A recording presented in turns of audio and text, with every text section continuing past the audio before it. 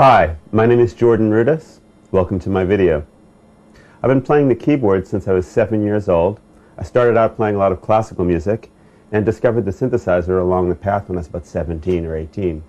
And during this video, I'm going to be taking you through some different techniques that I've developed along the way. They include compositional techniques, improvisational techniques, rhythmic, and also just technical skills with the keyboard.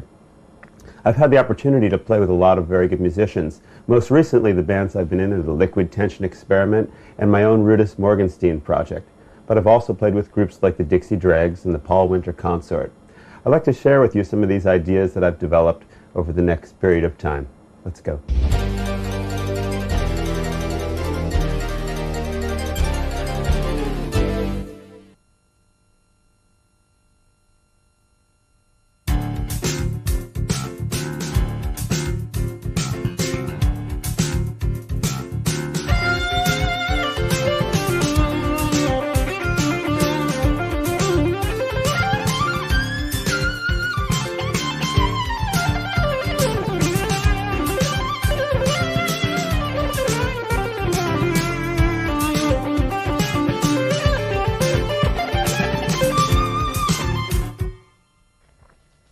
I'd like to introduce you to some of the ways that I think about playing leads and playing melodies.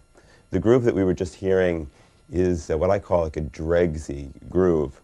And I learned a lot when I joined the Dregs, in the sense that there's a lot of places in the music where there are these 8 or 16 bar phrases where it's time for somebody to take a lead. And if something is cooking and it stays in one key for a while, like it stays in the key of D, like this jam we were just listening to, what are you going to do over that many measures? Well, for one thing, it's really important for any player, whether they're playing the guitar, or whether they're playing the keyboard or any other instrument, to know the blues scales, because the blues scales are really the key to playing any kind of, well, rock or jazz or pop music. A lot of times the blues scale is used by itself or in addition to other kinds of modes that might be mixed in. So let me tell you the way that I'm thinking about what I just did. For one thing, of course, the blues scale is the basic structure of what it is, the D blues scale.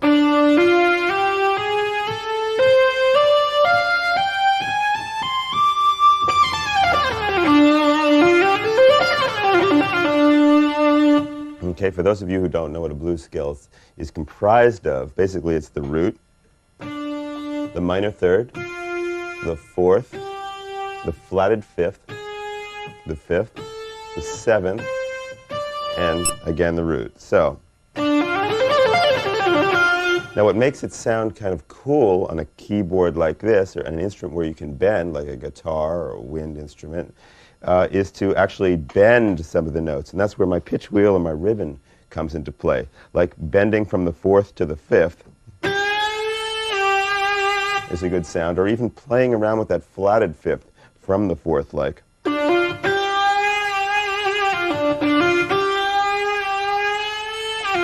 It's just a way of achieving tension as you go to the actual fifth. So you can either go to the flatted, or another typical bend would be to bend from the seventh to the top octave, because of course the seventh, just like when we were studying the bass, leads to the top root. So here's the seventh, bending to the top. So, in a typical bend, one of the first things I learned was considered like the Jan Hammer bend, which is. So a good way to practice might be to just go.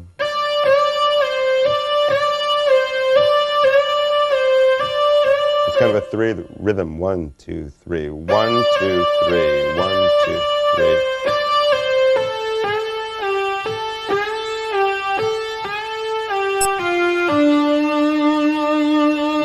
Sometimes what I'll do is I'll incorporate bends, like I'll bend into the seventh from the sixth, just for a different sound, like this. I'll lead up to it.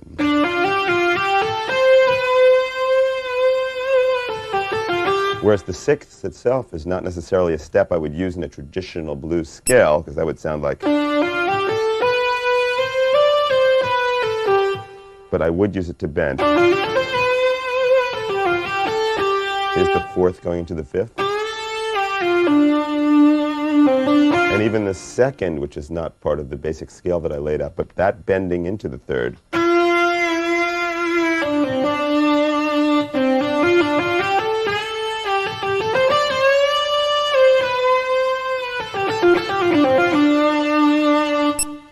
So some of these little things just to keep it interesting. Of course, if you want to check out some of the basic fingerings for the blues scales, please visit my website and you'll see a number of the scales there with some recommended, suggested fingerings. Let's take a really close look at what's happening with the wheel. Okay, so we'll use the D blues scale. And we'll start on the fifth, the A. Now we're going to bend into the fifth by playing the fourth, the G, and bend to the...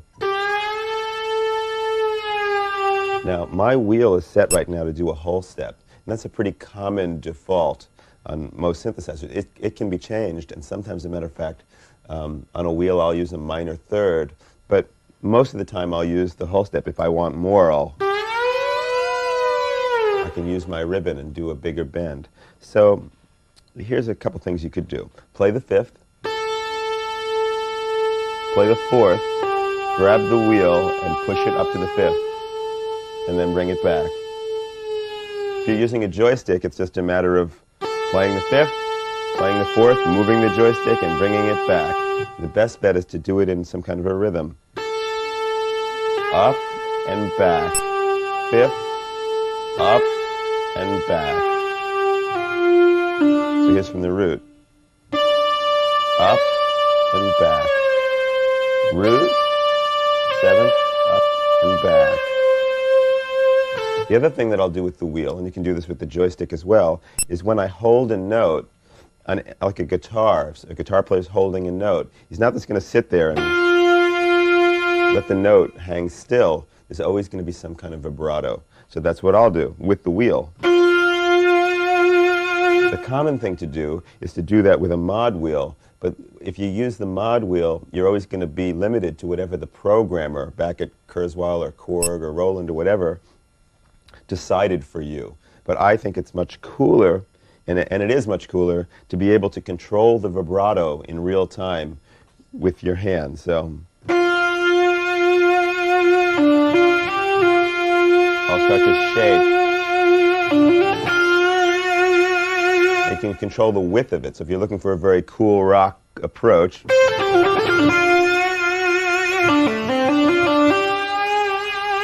it might be very wide. And sometimes it's cool to do it a little slower than you might think is the right way. A lot of times the pre-programmed vibrato is more like a little faster.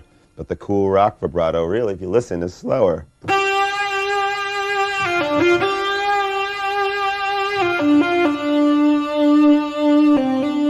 So I really recommend not only practicing your bends, but also practice your vibrato.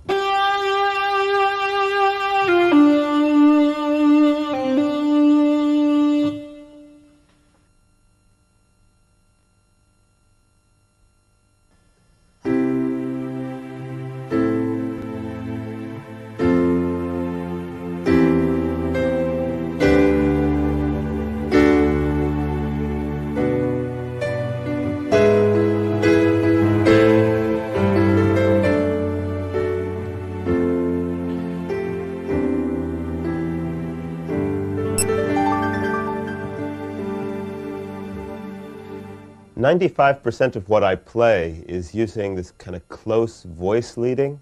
And what that basically means is that, let's say I'm on a C chord, and I know I want to get to an A minor. I'll find the closest place to connect the two chords. So in this case, I only have to change one note to make the transition. So as I'm playing along, then if I want to get to an F chord, I simply move one note again. I'm always looking for this kind of voice leading when I'm playing to keep the music smooth. Even if I'm playing something with a melody, and the melody stretches out in the right hand, I'll usually find a chord that fits below it, like...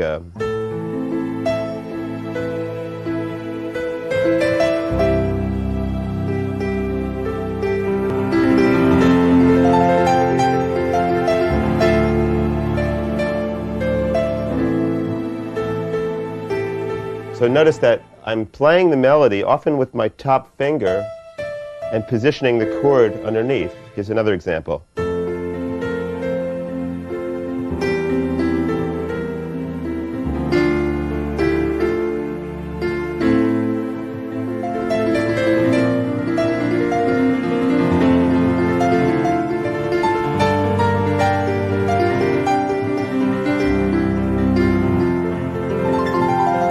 So no matter how fancy or simple I get, this concept of keeping the chords in close proximity remains throughout. And I find in most music that really is the case. So I'd like to actually show you an exercise that will help you to get started to put the chords together and find the chords in the different inversions. This exercise starts on a C chord. And what we're going to do is we're going to play a major chord, and then we're going to play a minor chord. First the C chord, and then it's going to go to the relative minor, which in the key of C, A minor is the relative minor. So I find the closest place to connect the chords. And in every case in this exercise, it'll just be a question of moving one note. So you play the C, then you go to the relative minor, which is A minor. And then we're going to go down a major third in the left hand from A to F and go to an F chord. So there's one move. And now we're going to go to the relative minor of F major, which is D minor, by moving down a minor third here. And then this is the cycle.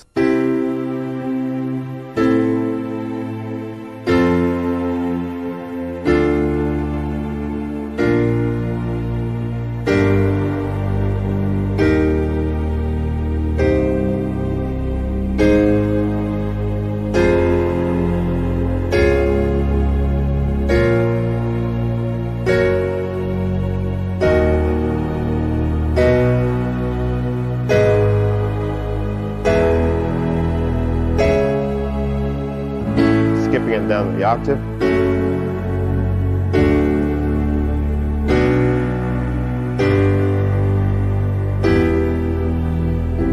And finally it brings you back to C. So it takes you through every one of the major and minor chords. And then after you do that, we'll start the whole exercise from the first position of C, the first inversion. So instead of C, E, G, started on E, G, C. So the second chord will be A minor, but now the first finger to move is the middle finger. We should also note that when you're on the C chord and you move to the A, the voice that's going to change in the right hand is the finger that's going to move to the actual A. So when we go to the F, the one that changes is the E to F. So there's all kinds of interesting little patterns within this pattern to get you going.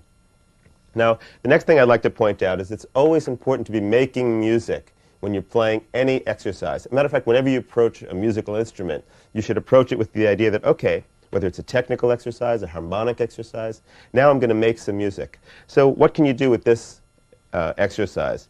For instance, you can treat it like it's an accompaniment pattern. So how would you play an accompaniment pattern? There's a lot of different ways. If you're just playing a song in back of a singer, or like a Beatles song, or an Elton John song, or anything like that, you're going to want to approach it in a couple of different ways. Here's some examples.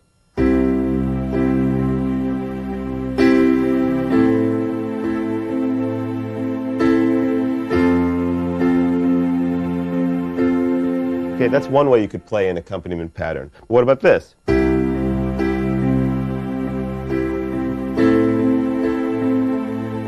Or this. Or even this.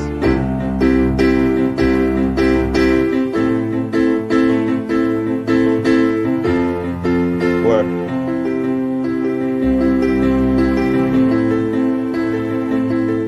so there's unlimited ways to play a pattern just with using this simple chord. And that's what I'd like to stress with any music that you're going to make, is when you're playing my exercises especially, try to make music. Pick a pattern and hold that pattern for a couple chords. Or play that pattern through the whole exercise and then pick the other pattern.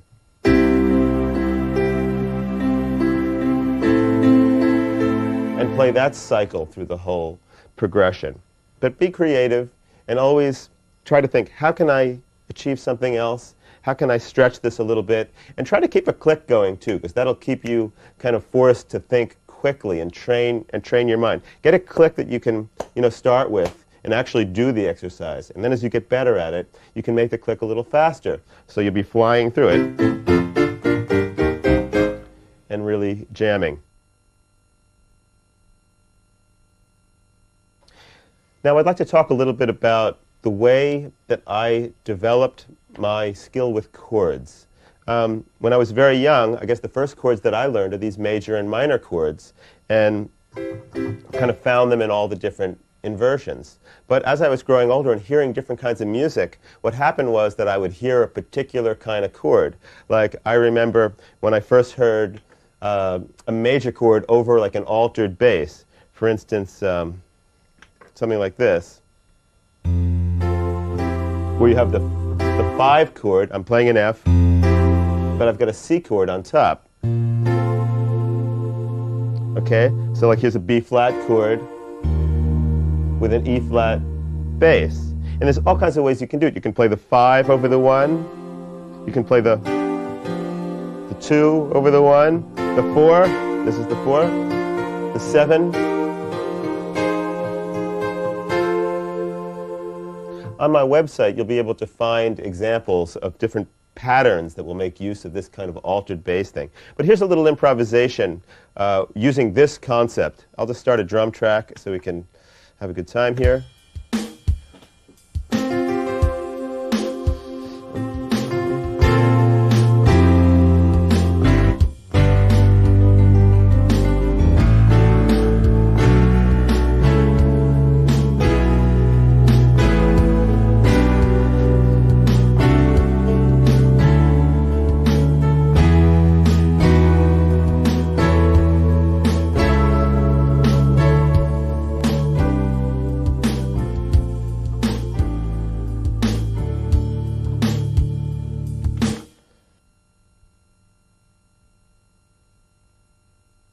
Another chord that I discovered is the sus chord.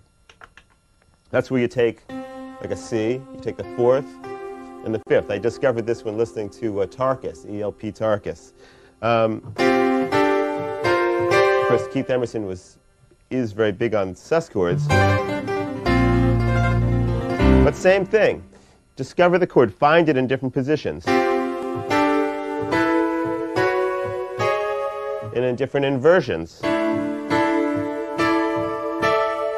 And once you find it, actually try to write a piece. Try to do an improvisation. Here's an improvisation that I'll do that uses sus chords.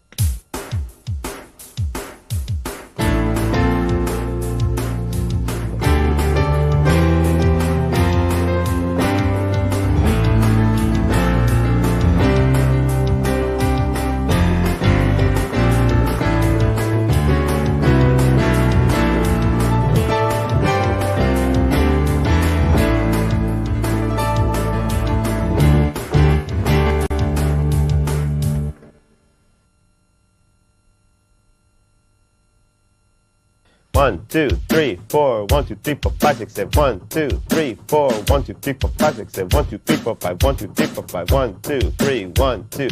1, 2, 3, 4, 5, 6, 7. 1, 2, 3, 4, 5. 1, 2, 3, 4. It's very important to connect your body with your sense of rhythm. A lot of people, musicians that I know, can play very well until you ask them to count something. And it's always apparent to me if they're truly grounded in their rhythm. Like somebody could be playing a 7/8 passage, and I'll say, well, it's not really that convincing. And then if you ask that person to count while they're playing, the whole thing will fall apart. So I recommend to everyone, any musician, to learn how to put rhythm in your body. And how do you do that? Well, for one thing, we can step away from our instrument. Okay? So let's do an exercise now where I'll just be counting the beat and clapping the rhythm. So the first rhythm is,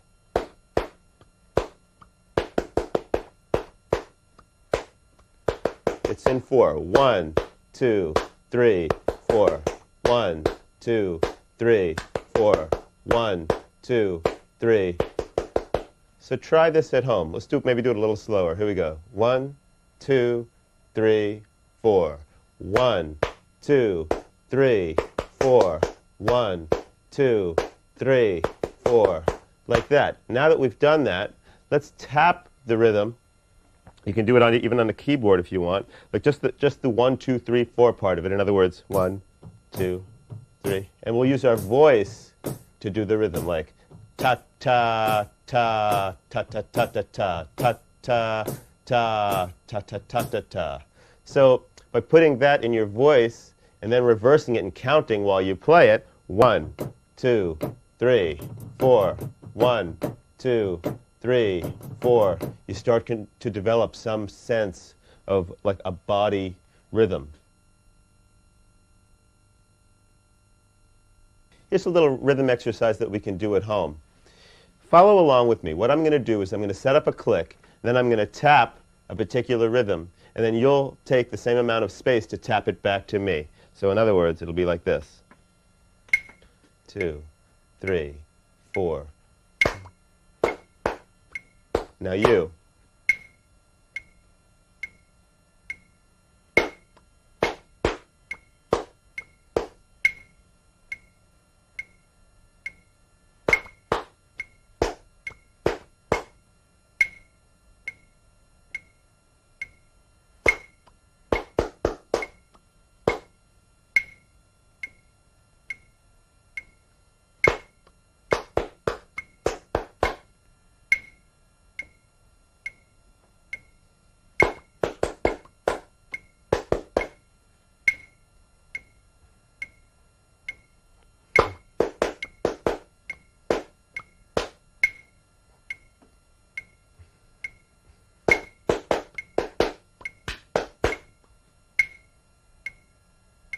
That one again.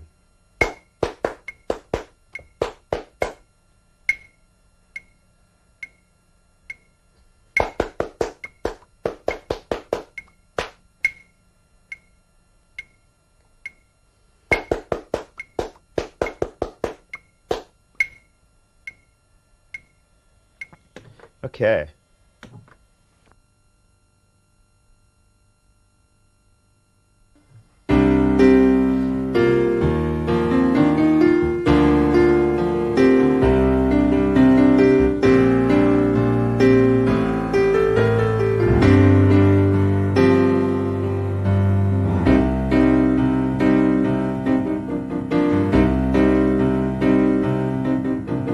One, two, three, 4.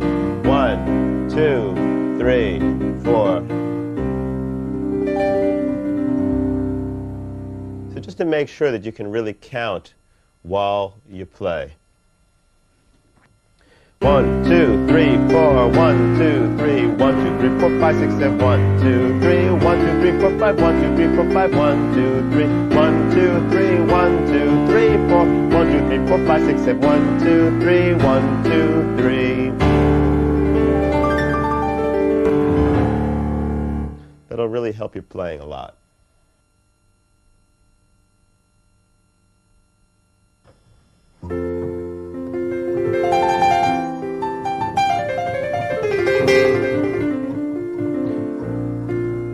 One of the most common questions is, how do you play over the changes? How do you know what to play? So I've kind of analyzed what I do, most of it by ear in a sense, and I think I can give you some good hints on how to look for things to play. For one thing, let's say we have a progression like this, which is F major, a C chord over an E bass, D minor, and B flat. So the groove would be.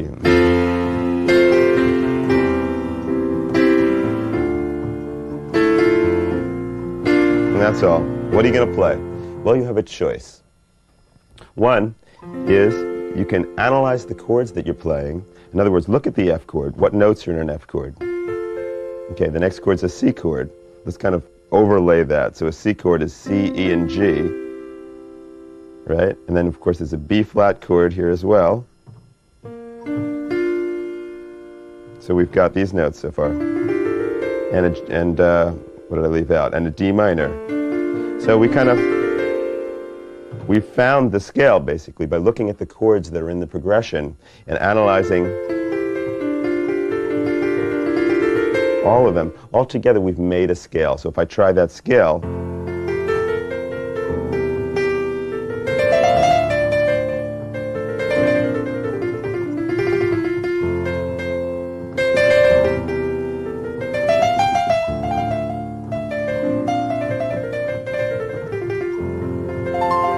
it works very nicely, but it's very major and it's very plain sounding. Here's what I'd like to recommend.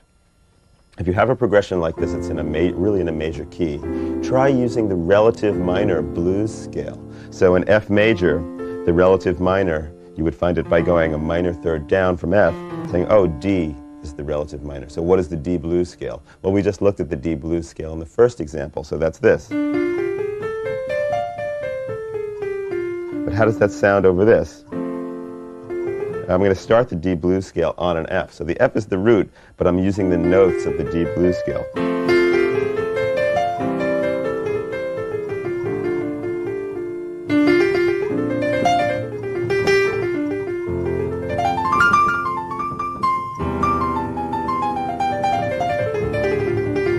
It's perfect. It's really the right sound. So what you can do is you can mix up the major idea, maybe for the melody. Let's make up a melody, anything.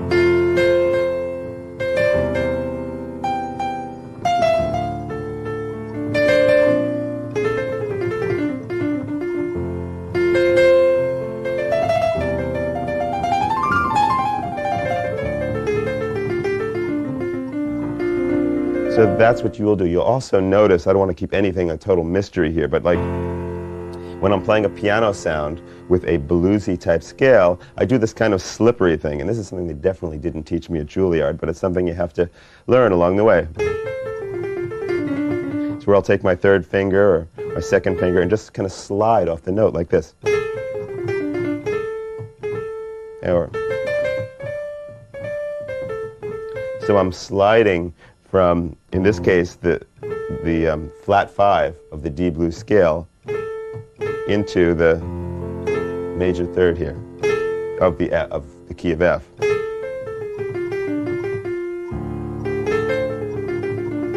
Another nice slide here would be from a C sharp to a D. So from the D blues scale perspective, you're sliding into the root. It's almost like if you were to bend. Now, usually you don't bend piano sounds, so, but this one goes, and bending or sliding into the fifth. So that's the piano player's way of really bending.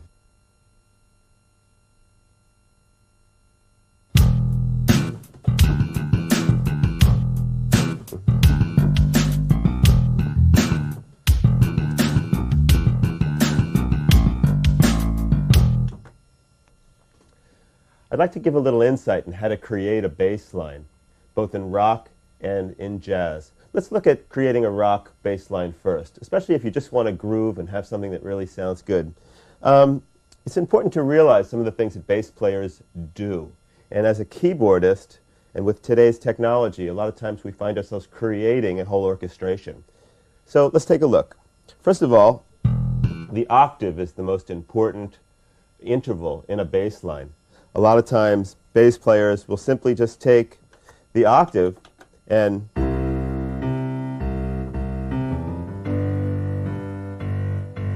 very much focus on the rhythm between the top octave and the bottom octave. The second most important thing, I would say, is the fifth. So if you're playing in E, let's say, you could play root, fifth, octave. So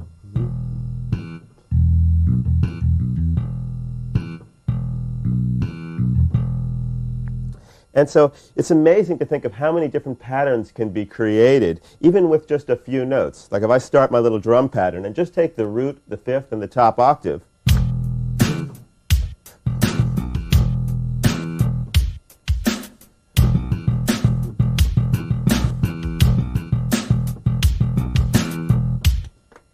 and you can keep on inventing. Just because you're only using like 2 notes in this case doesn't mean you can't be very creative and even imply different styles.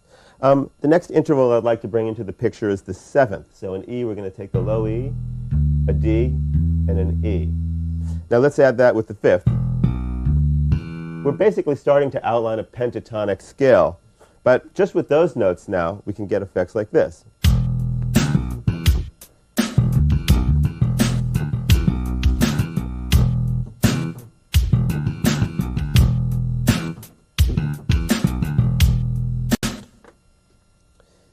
It would be great to get a rhythm going now that we've already discussed rhythm, and actually try your hand at looping a bass line, creating something that would go for like 2 measures, and then without stopping the count, to go on and create a different pattern. Something like this. So you would, and again, now do something else.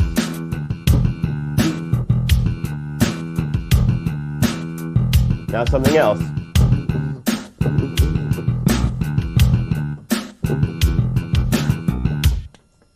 This kind of practice would be very helpful and also help with your improvisational skills. Let's look at what I consider to be like the next most important interval in creating a bass line, which is the 4th. So in E, you would play an A.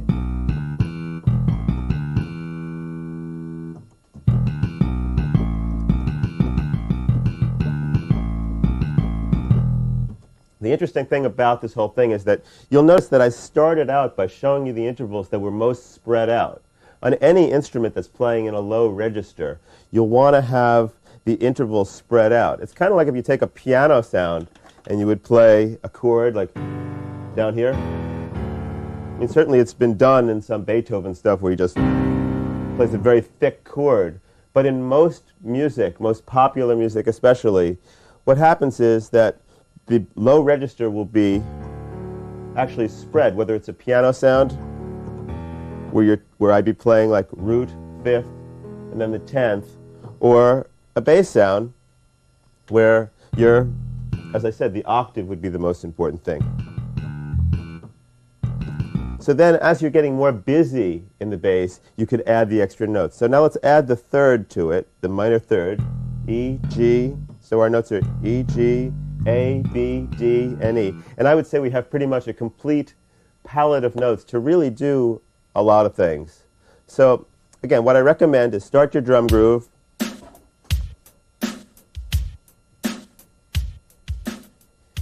and take a tempo that you can continue making up a bass line, and just get something for 2 measures, and then without stopping, change it to the next idea that you have.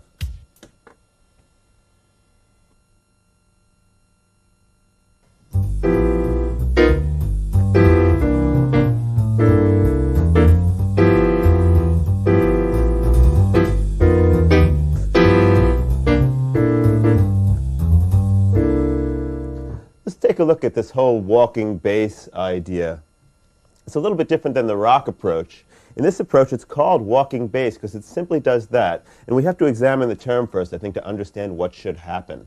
Basically, in this bass line, there's a definite direction the whole time you're playing. And the walking idea is usually constructed by playing almost in a scalular fashion, like. But where are you walking to? That's the whole consideration. Let's say we've got a G-type blues progression, and we're going to take 8 beats, like, till we get to C. So you figure you've got 4 beats to kind of linger around G. And in that case, you don't have to be so concerned with the way you're going to slide into C for the first 4 beats. So you could. But after that, you've got to really approach your C. So let's walk at that point to the C from where I am.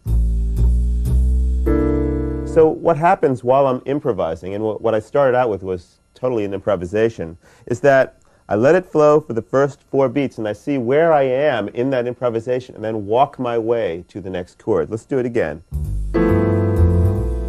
Here I go to the C.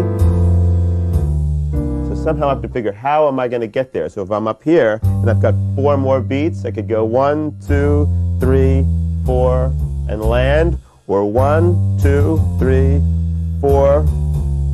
There's no rule per se about how you're going to get there, but it's just important to realize that you are going to get there. So if you're in G, you should also look at what are the real passing tones. In this case, like an E flat is going to be a note that doesn't necessarily belong to the chord, so we're going to pass through that quickly.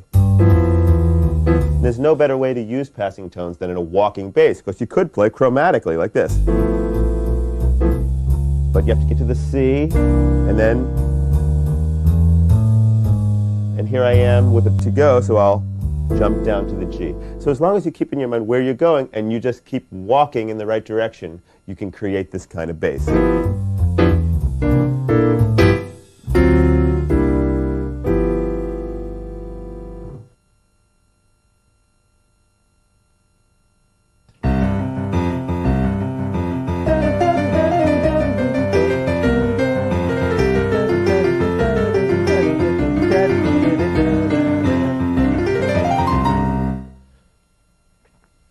People very often come up to me and say, well, how do you develop independence of the hands? Not necessarily independence of the fingers, but how do you do one thing with the left hand and another thing with the right? Well, this is something that's very important as a keyboard player, so you can do things like play a bass part and play a separate melody harmony section with the right hand. And what I did to develop my independence is developed an exercise that's kind of like a mixture of independence of the hands and also an ear training exercise. Basically, what you want to do is to be able to connect your thought process, or even like your musical ear, to your fingers. And how do you do that? Well, a big part of that is actually singing, whether that's out loud, which I recommend, or to yourself. So here's what we're going to do. Try this. Let's take a very simple bass line, like just D, A, D, A, just like that.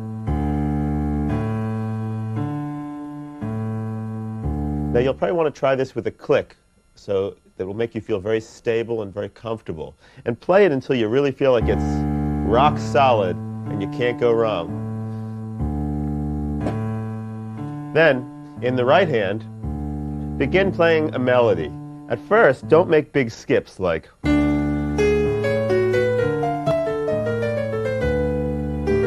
Because probably what will happen is you'll disconnect your ear mind to your hand. But if you play scalular, like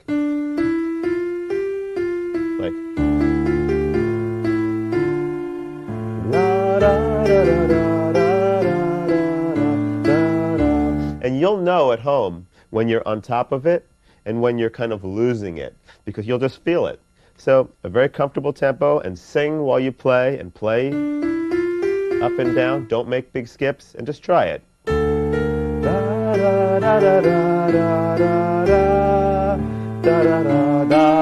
might say, oh, that doesn't sound right. And you're also your own judge. What sounds good, what doesn't? Maybe you're into some Arabian scales or something, and you want to go...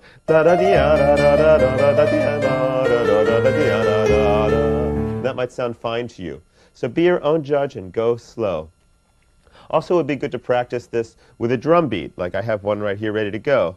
So it'll keep you really steady.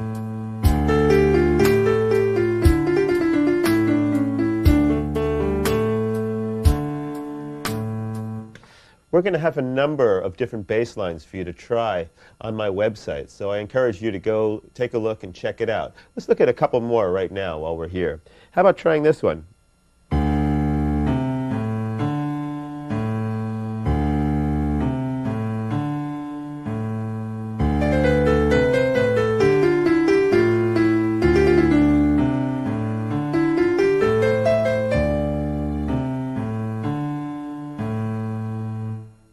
So if you're more advanced, you can try a pattern in 7, like this one.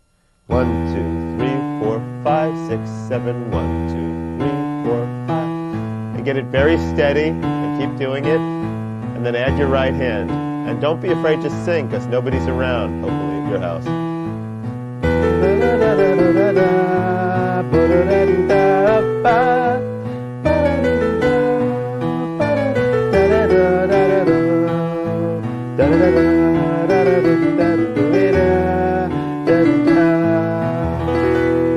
So that's the kind of thing I recommend. Very steady, very slow at first, a tempo that you can really do it, and then slowly increase your tempo. And this should gain you a lot of ear-to-hand coordination and also independence of the hands.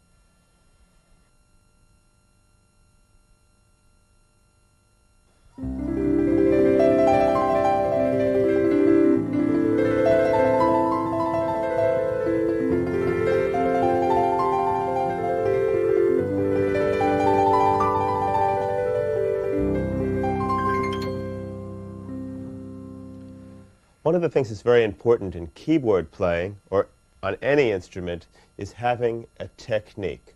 And to develop a technique, it's kind of like a sport in the sense that it's a very physical thing. And to be able to make music on a keyboard, you're going to have a lot of control of your hands. There's just no avoiding that. First of all, you want to make that connection between your ear and hands. And if you want your hand to play exactly what you're hearing in your head, your hand better be well equipped to do that.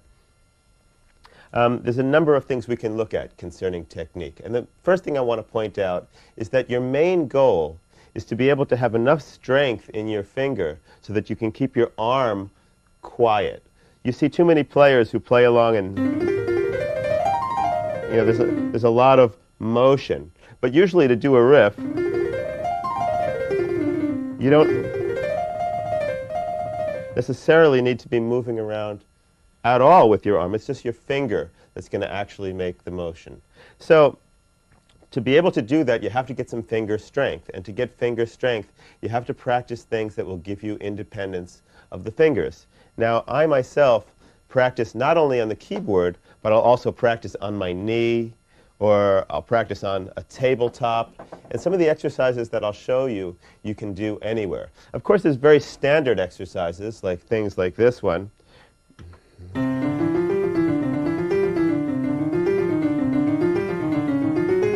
And all these things are good. But what people forget is that when you're playing these, first of all, you should play them to a metronome so it's very steady. But second of all, you should also change the rhythm of them. Because if you're always accenting, accent, what happens to the other fingers? What about the pinky of your right hand? What I used to do, and still do sometimes, is if I'm playing something like that, I'll go like this. To give some extra attention to the fingers that we know are weaker. For instance, we know that trilling with 3 and 4, or even if you try that, you're going to find that perhaps trilling with 1 and 2 is going to be a lot smoother than 3 and 4, if at this point you can do that at all. So let's take a look at a couple of different exercises. First of all, I like to apply the rhythm method to technique. And what that means to me is that you can take 3 notes. Let's say these 3 notes. And by applying a rhythm to that, like a beat of 3, 1, 2, 3, 1, 2, 3, 1, 2, 3. So you're playing quarter note, then eighth notes. 2, 3, quarter, eighth, eighth, eighth, eighth, quarter. And what's happening here, you'll notice, is that first we're accenting the C, C, E, D, C, E. Now try it in a 4 count. 1, 2, 3, 4, 1, 2, 3, 4, 1, 2, 3, 4, 1, 2, 3, 4. And it'll work with any 3-note pattern. How about if we take these fingers and go 1, 2, 3, just that. 1, 2, 3, 4, 1, 2, 3, 4, 1, 2, 3, 4, or 1, 2, 3, 1, 2, 3, 1, 2, 3. Let's take the same first pattern we did and count it like this. 1, 2, 3, 4, 5, 1, 2, 3, 4, 5, 1, 2, 3, 4, 5, 1. So what's happening when we do a 5 count, not only are we practicing coordinating our rhythmic skills with our body by counting, but we're also accenting a different note each time. 1, 2, 3, 4, 5, 1, 2, 3, 4, 5, 1, 2, 3, 4, 5, 1, 2, 3, 4, 5. Do it with your weaker fingers. 1, 2, 3, 4, 5, 1, 2, 3, 4, 5, 1, 2, 3, 4, 5, or 1, 2, 3, 4, 5, 6, 7, 1, 2, 3, 4, 5, 6, 7, 1, 2, 3, 4, 5, 6, 7, 1, 2, 3, 4, 5, 6, 7. Things like that. And do that kind of exercise on tabletops. If you're in school, you can be, while the teacher is talking, don't tell them that I recommended this. You can go 1, 2, 3, 4, 5, 1, 2, 3, 4, 5, 1. And try not to get your whole arm involved in the accent either. Don't do this. 1, 2, 3, 4, 5, 1. The temptation will be to do that at first because you don't have the strength in your finger yet to do that. But if you go slowly,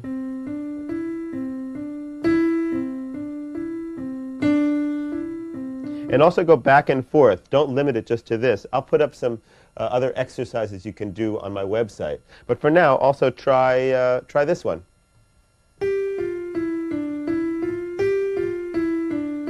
So 1, 2, 3, 4, 1, 2, 3, 4, 1, 2, 3, 4, 1. So all it is back and forth, just like that. And you're going 1, 2, 3, 4, 1, 2, 3, 4, 1, 2, 3, 4. If you get brave, put your left hand and put that on the note and accent, like 1, 2, 3, 4, 1, 2, 3, 4, 1, 2, 3, 4, 1, 2, 3, 4.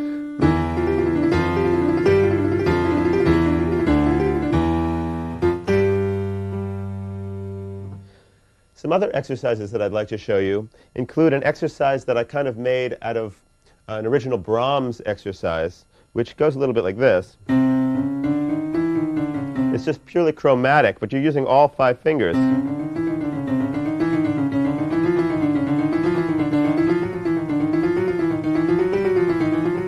Remember not to only accent the first beat like this, but also and things like that. But here's my element of that. Besides going up and down chromatically, what you can do is you can take the first part, and then you can open up your hand.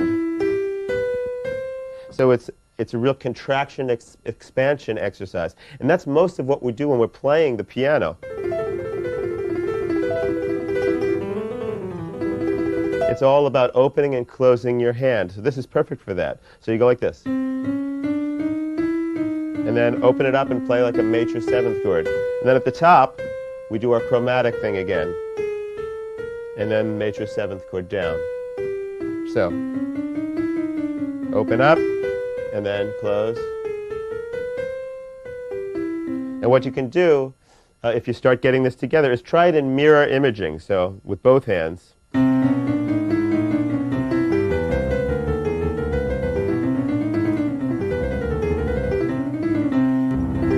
It's a perfect exercise for right before you're about to go on stage and you really need to get your hands limbered up and feeling warm.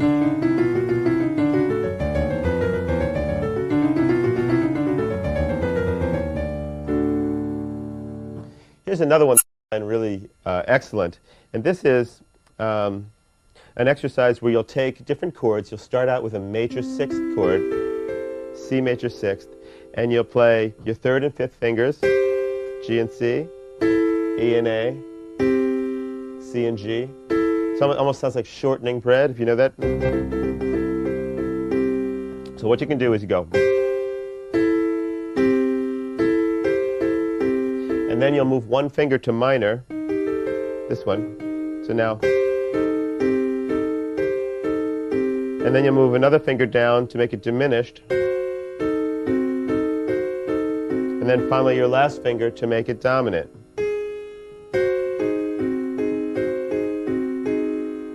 Then when you're done with that, you move to the next key. So you start out with major,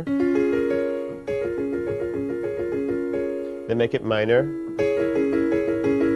and then drop another finger here to make it diminished, and then finally drop this finger to make it dominant of the next key. And when you've got that down, you can add your left hand in a mirror image. So that turns out to be like this.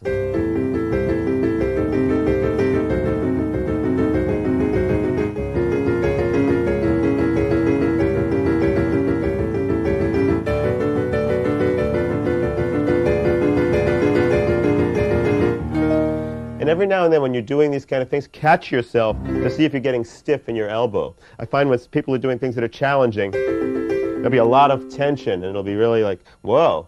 But if you think about maybe moving your elbow around just a little bit to remind yourself that you want to stay loose. You should be able to knock your elbow away at any point.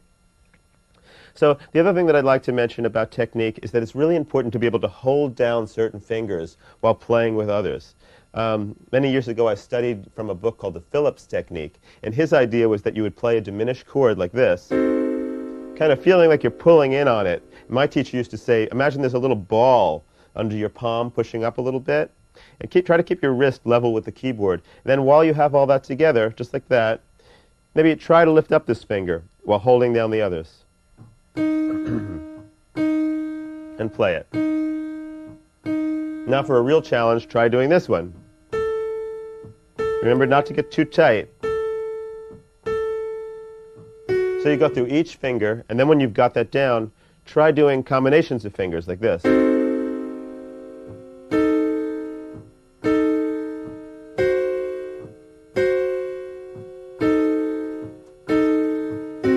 of course, the triplet is one of the most helpful rhythms in technique because it lets you accent both fingers in this, like this, like 1, 2, 3, 1, 2, 3, 1, 2, 3, 1, 2, 3, 1, 2, 3, 1.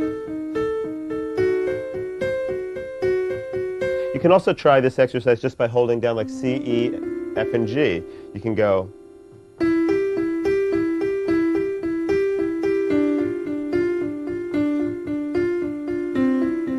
One interesting thing, you might not see immediately how this is important, but if you put it into a musical context, like even if I'm playing just regular chords,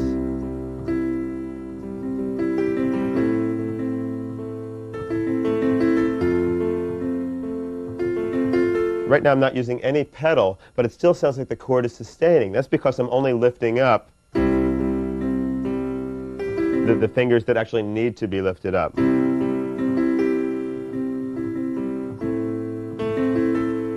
And to do this, it requires a bit of independence in your fingers.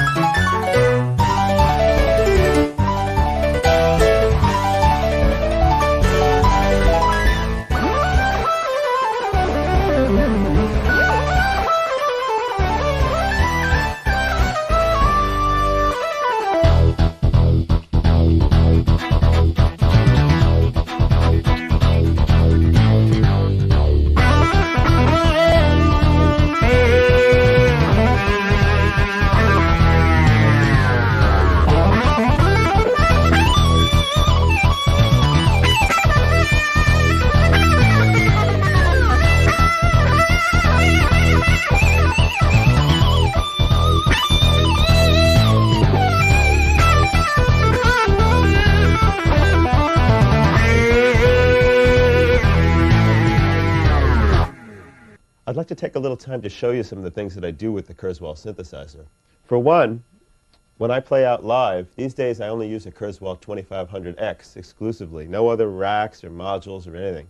Everything is basically in this synthesizer. And of course, this unit is a synthesizer and a sampler, and that's part of what makes it really powerful. It's the merging of those two technologies that really makes it possible for me to do what I do and express myself. Let me show you some examples of some of the kinds of things that I do. It's possible to basically put a different sound on every key, but more than that, I can decide on specific layers per key. So you really have complete control over, okay, I want 3 sounds on the C sharp, and I want 1 sound on the G, and in this area I want another sound. Like for instance, in this sound,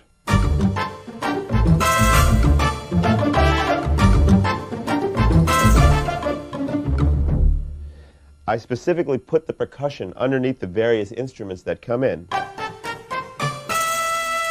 can hear the little tambourine roll, so if I go,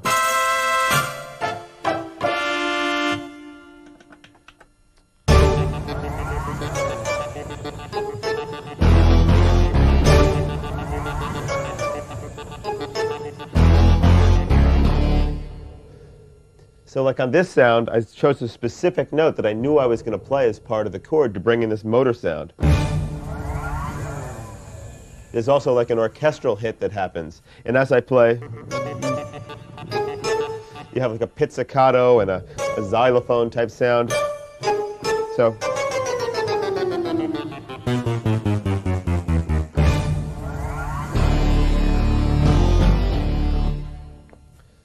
that's one of the tricks that I do to actually make happen live all that I play.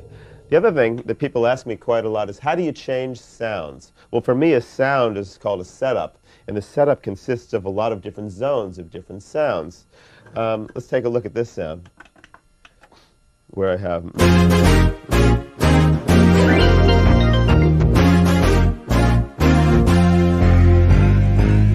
So I've got all my different sounds. That's let's call that one sound. And then if I step on my little pedal, which is on the floor here, I only use 2 pedals. One of them will cycle me through the different patches that I go to. So as I'm playing along, I can be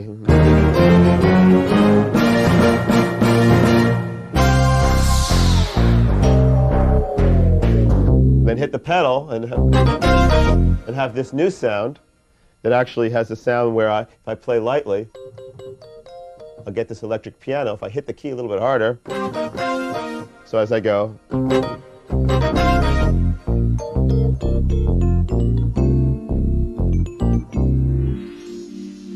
and the little bell effect that you hear is actually assigned just to this key.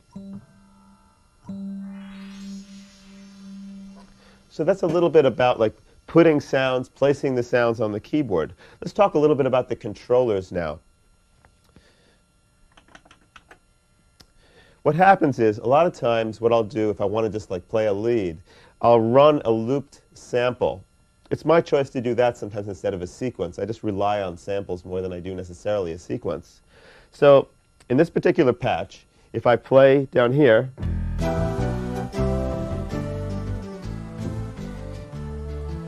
and we can all hear that now my loop is running, and it will keep running until I let go of my sustain pedal.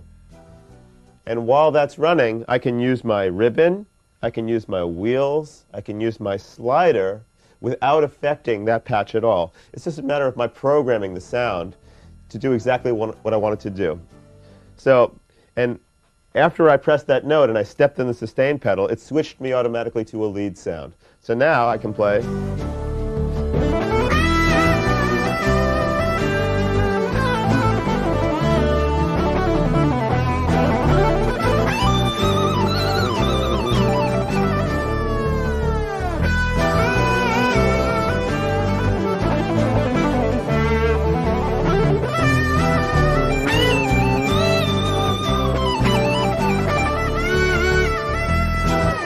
So everything that I'm doing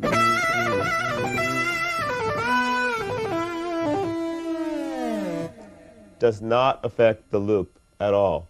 Another very cool thing that you can do with some of the controllers, for instance, you can do this.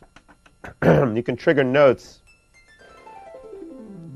on the ribbon. So the ribbon is not only a pitch bender, kind of like if you're thinking along the lines of a guitar, like a whammy bar. I can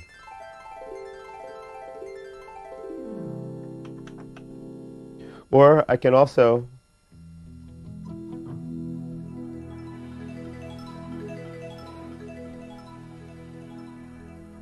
have the ribbon kind of do multiple functions. Like the ribbon can bring in an arpeggiation and make the sound pan and change the filter all at the same time. So all these things all together kind of enable me to do what I do in performance. On a sound like this one,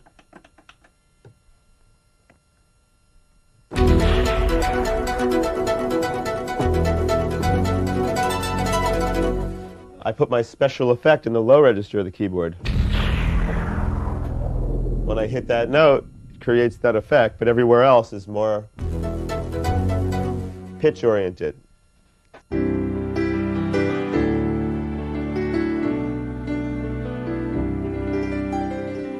What's great about my Kurzweil keyboard is that I can have infinite layering and splitting potential. I can put a different sound on every key, many sounds on one key, a couple sounds on other keys. And with the controllers and the ribbon and the sliders and the pitch wheel, I can bring those sounds in, fade them out, trigger sounds by things like the ribbon. In this example, I'll use the ribbon to actually trigger a sampled slide that I have.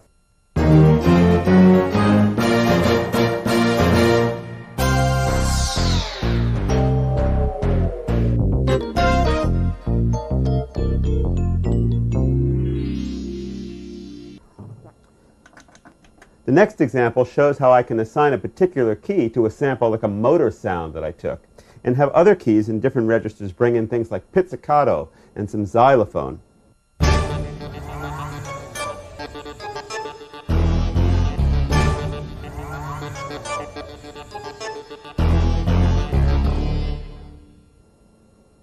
This is some of the capability of the Kurzweil synthesizer.